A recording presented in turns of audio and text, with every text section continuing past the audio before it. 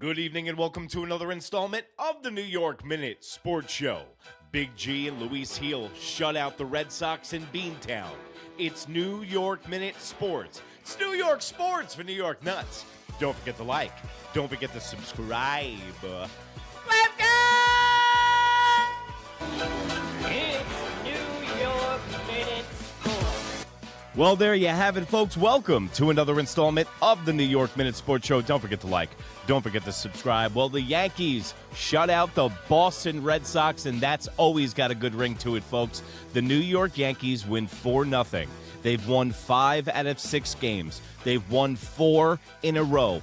And this is the exact game I was talking about earlier in the week. That is a prove-it game for the New York Yankees. For all intents and purposes, a Luis Gil that hadn't been going well, a cold night, which seems like the Yankees do not like the cold, traveling up into a harsh territory in Fenway Park. But the New York Yankees showed up, and they showed out tonight. And 2 guys in particular showed up tonight, and that's Big G and Luis Gil. They could have just played the Boston Red Sox by themselves, I think, tonight, and Big G led it off with a huge bomb over the monster that still hasn't landed yet.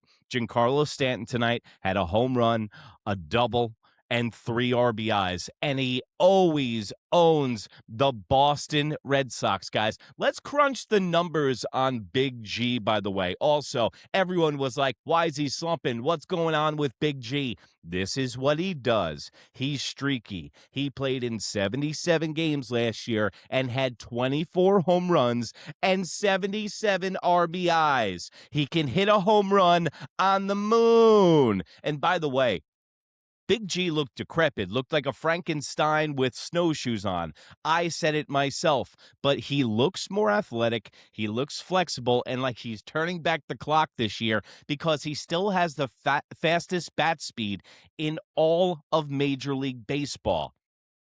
Think about that for a second. A 35-year-old guy on the downhill of his career still has the fastest bat in all of Major League Baseball. So Big G shows up and owns the Boston Red Sox. And who's your daddy? From Big G on the Boston Red Sox, I went and crunched some of the numbers, and it's all coming back. It's all coming back because he owns the Boston Red Sox.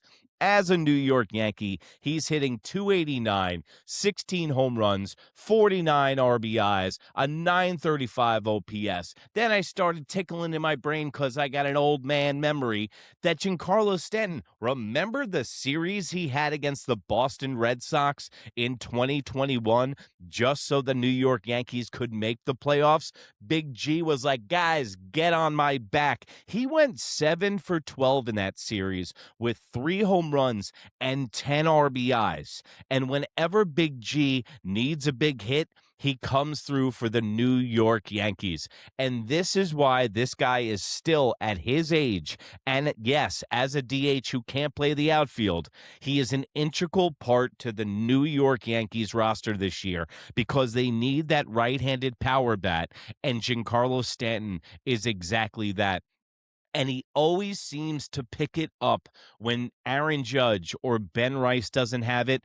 Giancarlo Stanton's like, guys, the rest of the team can take off because I'm here tonight and I'll take care of business. Another guy that seems to own the Boston Red Sox and owns the Boston Red Sox up in Fenway is none other than Luis Gil.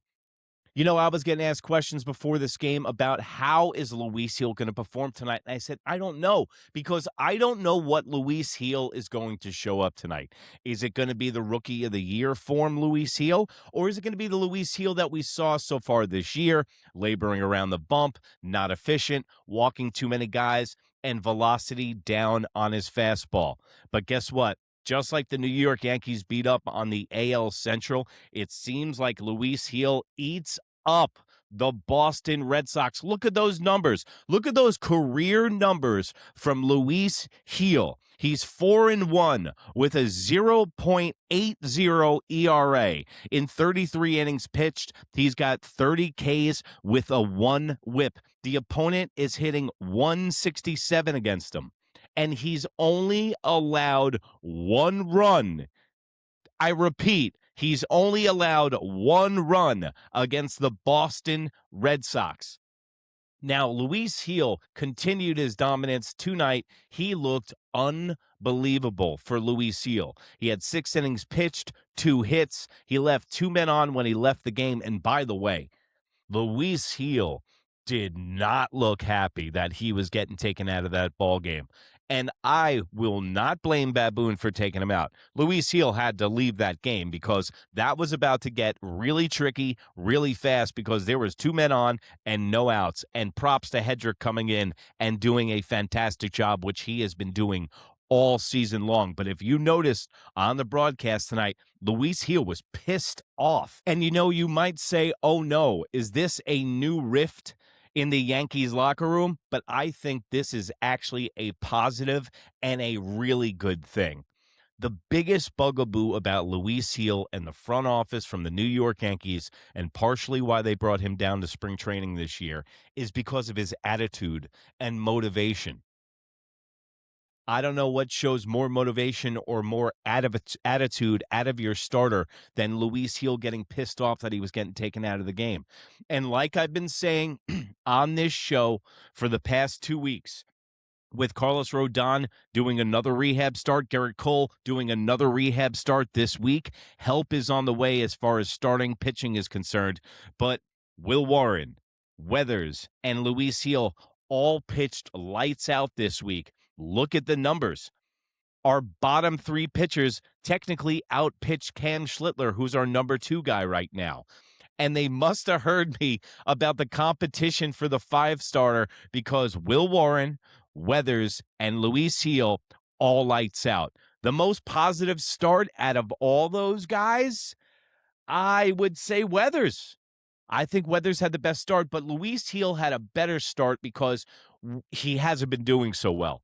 And we're expecting big things from him because he is a former Rookie of the Year. But if you look at this, if the New York Yankees can start getting production from the bottom 3 starters in their lineup like this, the New York Yankees are going to be able to string wins together and be able to do it. You see how this bullpen actually operates when things go in the direction of the New York Yankees? Do you see what happens on the heels, no pun intended, of a sweep of the Royals where they only use 4 pitchers in 2 games? They were able to set up their bullpen for this game, and they weren't burned out walking into it. And this is what I talk about. You might hear me always mention the approach on this broadcast, and what I mean about the approach is you got to get the team right. When you're putting in bullpen guys in the current game, you got to think 2 games ahead for when you're playing on Wednesday, and you got to set your bullpen up. The New York Yankees are getting lucky with timing, and it's working out right now. So far as the bullpen is concerned tonight, you had Hedrick come in, and he was great like usual. And then you had Tim, King of the Hill from AutoZone, Employee of the Month every single day. Hey, Tim, your wife's on the phone. Tell her I just opened up a 6-pack of High Lifes, and I just took the cellophane off a pack of Newports. And also, hey, Tim Hill, get to the chopper! Get to the chopper! All this guy does is induce ground balls and get choppers. Get to the chopper. Get to the chopper up the middle. If you can't tell, I'm really excited about Tim Hill's performance tonight. And then we saw Bednar, who continued to be lights out in the bullpen. This is the New York Yankees that we want. When you're thinking of the New York Yankees, yeah, we could have used some other hitting in some other spots. Yes, let's stay positive. The New York Yankees are putting decent baseball together, and now see how many games that they're in front of 500? Now they're 5 games in front of 500.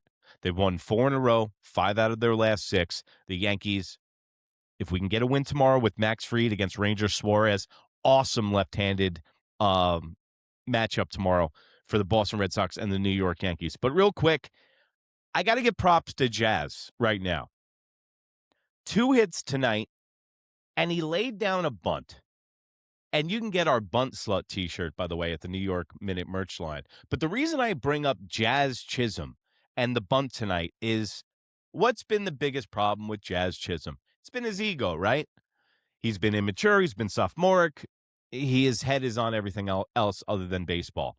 I love the fact that Jazz Chisholm put his ego on the side tonight, laid down a bunt just so he can get on base, just to help the New York Yankees out. He knows that he's not going well in the batter's box, but he's trying to contribute in any way possible. And you know what? I get on his case a lot, and we have some fun on this show, but props to Jazz Chisholm tonight, getting 2 hits. Hopefully he starts coming around the men because, like I said to you earlier, the New York Yankees are 3rd in Major League Baseball in home runs, and Jazz Chisholm doesn't have a single one. He's going to get hot. He's going to blow up eventually. Good things from Jazz on the horizon. He had a nice little bloop single. He laid down that bunt, got on base, and if he can get on base, whether it's walking, whether it's laying down bunts, he's going to steal 50 bags. That's one thing that Jazz Chisholm can do. Side note, before we leave tonight, you know what really pisses me off, and it's not going to go away anytime soon, is watching this dude Durbin play third base for the Boston Red Sox. This guy plays with a chip on his shoulder, and that's exactly what the New York Yankees are missing. They're missing a little stank on their hang low, for lack of a better term. You know, they brought in, remember the Josh Donaldson experiment a couple of years ago? When they brought him in because they wanted a guy in the locker room that had an attitude. Durbin's that guy, and he can play a really good third base. So I know that we traded him for Low Lev Dev last year. I'll try to let it go, but we're going to see this guy playing us, and he's a good ball player, man, and that's exactly what the New York Yankees could use right now. But props to Ahmad Rosario stepping up, being a platoon guy, and stepping up into the starting position. So like I said, we got Max Fried and Ranger Suarez going tomorrow night, and hopefully the New York Yankees can continue to roll. Let's get Jazz Chisholm going. Let's get Caballero going. Let's get some of these guys like McMahon. Hopefully we can see him. He's a lefty, might be a defensive replacement tomorrow, but the New York Yankees are playing good baseball. You can put your head on your pillow tonight and be happy, folks, because the New York Yankees beat the Beantown Bums tonight, and we got 3 guys now. Big G, Luis Gil, and Killican Schlittler, who own the Boston Red Sox. And after years of having guys that ate our lunch, like Nathan Eovaldi, Justin Pedroia, and Big Sloppy, it's nice to return the favor. And you can return the favor to me. Go over to the New York Nuts merch line. That's that beautiful blue link right below the video, and you get my beautiful face over on New York Minute. That's NEWYRKMIN over on Instagram, and right here on YouTube every day with the Yankees post-game show, and also anywhere in that smoke wagon you call the information superhighway, you can find the New York Minute Sports Show. It's New York sports for New York Nuts. And remember, if you can't be good, be bad, baby! Hey!